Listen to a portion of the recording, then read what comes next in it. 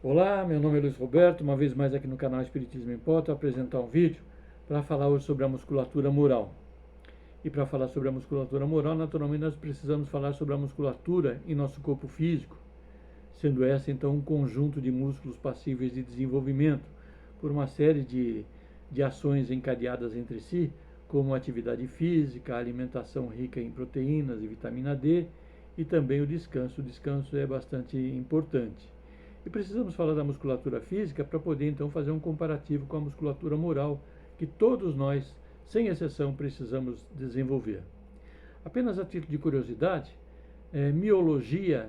é a área da anatomia que estuda os músculos e seus anexos. Então existe uma ciência especializada no estudo da musculatura. E três são então as espécies de músculos no corpo humano: o esquelético, o cardíaco e o liso, com os quais então, repito, faremos um paralelo, uma metáfora para falarmos então sobre a musculatura moral e, por que não, também sobre a musculação moral, que é passiva de desenvolvimento. O tecido muscular estriado esquelético, esse é de ação voluntária, pois funciona pela ação consciente da criatura, ao caminhar, por exemplo. Para vencer a resistência natural do músculo esquelético, então é necessário um treinamento ou musculação, que possibilita então o aumento da massa muscular do corpo. Puxar ferro na academia, por exemplo, como se costuma dizer, é uma forma então de desenvolver essa musculatura, no caso a musculatura esquelética. E assim como a musculatura esquelética aderida aos ossos sustenta o corpo humano e lhe possibilita movimentar-se voluntariamente e lhe desenvolve naturalmente e fortalece as fibras pela constância do esforço que lhe é imposto, a musculação esquelética ou a musculatura esquelética moral, ela ocorre pelo constante esforço que a criação faz em movimentar suas ações na direção do crescimento e sustentação de valores que fortalecem seu caráter diante da própria consciência e da sociedade da qual faz parte, consolidando e ampliando esses valores na medida em que ela evolui e progride. Tais valores esqueléticos morais sustentam o espírito imortal pela constante vigilância deste em relação ao que pensa, fala e faz, no tocante a si mesmo e ao grupo social do qual faz parte, repetimos, esteja ele encarnado ou desencarnado, pois que a musculatura esquelética moral é o sustentáculo do próprio espírito no curso da sua ascensão para Deus. Agora, falando do tecido muscular estriado cardíaco, este é de ação involuntária, é o músculo do coração, pois funciona independente da vontade da criatura humana. Já o músculo cardíaco se desenvolve não por puxar ferro, por exemplo, por fazer esforço físico, mas pela prática de exercícios aeróbicos, como a caminhada, a corrida, andar de bicicleta, natação, dança, por exemplo, são exercícios que fazem com que se fortaleça, então, o tecido muscular cardíaco, se fortaleça propriamente, então, o coração.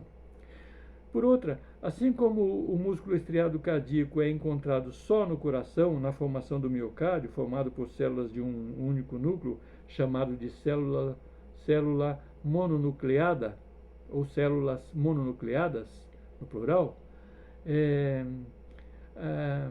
musculatura esta que dá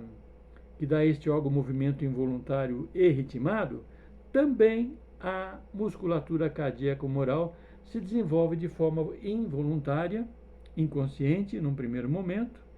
e ritmada pelo exercício do amor, segue em direção a Deus. Tais valores cardíacos morais trazem em seu âmago a vida espiritual e intelectual da criatura, revelam a natureza íntima de cada um de nós, seja pelas emoções boas ou más, pela paz de espírito ou pela incerteza das coisas, pela racionalidade ou pelas fantasias visionárias do espírito em ascensão.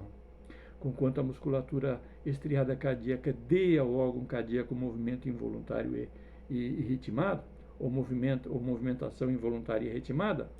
os valores cardíacos morais alcançam um tempo em que o espírito em evolução, pelos resultados da racionalidade adquirida e pelas emoções vivenciadas em sua existência imortal, o fazem reagir involuntário ou instintivamente, ou agir voluntária e racionalmente nessa ou naquela direção, na razão do seu progresso emocional e intelectual alcançados. Já o tecido muscular liso, esse é de ação involuntária, pois também funciona independente da ação humana consciente. O estômago, o útero, a bexiga, o intestino, por exemplo, são compostos por tecido muscular liso.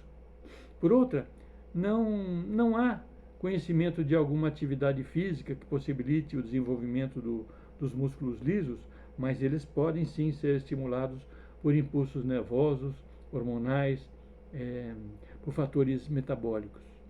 Já os valores lisos morais funcionam e se acumulam pela conquista permanente dos valores assimilados pelo espírito imortal no curso de sua ascensão evolutiva e do progresso adquirido. Então, a musculatura dos corpos humanos se desenvolve no curso dos milênios pelas múltiplas experiências do espírito imortal sob as vestes físicas a cada reencarnação, e por outra, a musculatura moral decorre da mesma forma na medida em que o espírito assimila então das experiências vivenciadas o quanto lhe possa fazer evoluir e progredir. Vale acrescentar, nesse passo da nossa apresentação, que os movimentos involuntários da musculatura do corpo humano ocorrem pela simples presença do espírito imortal reencarnado, agindo por seu corpo perispiritual, e que os movimentos voluntários da musculatura física decorrem da escolha e comando do espírito reencarnado, agindo por seu corpo perispiritual também. Acrescentar ainda que o desenvolvimento da musculatura moral do espírito encarnado ou desencarnado ocorre sempre pela ação consciente de suas escolhas e uso do seu livre-arbítrio.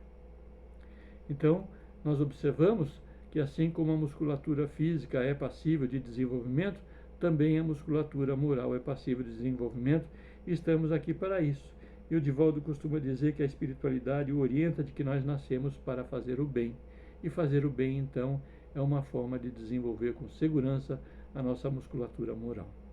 Esse vídeo é espírita, é para os espíritas, e peço então que o espírita que assistir esse vídeo possa curtir, comentar e compartilhar, aliás, todos os nossos vídeos com seus amigos espíritas, para que nós possamos então refletir sobre a integralidade que é o espírito imortal, estando ele encarnado ou desencarnado, em relação à nossa ascensão, busca e ascensão, para estarmos com Deus, porque Deus está sempre em nós. E vamos adiante, sempre adiante.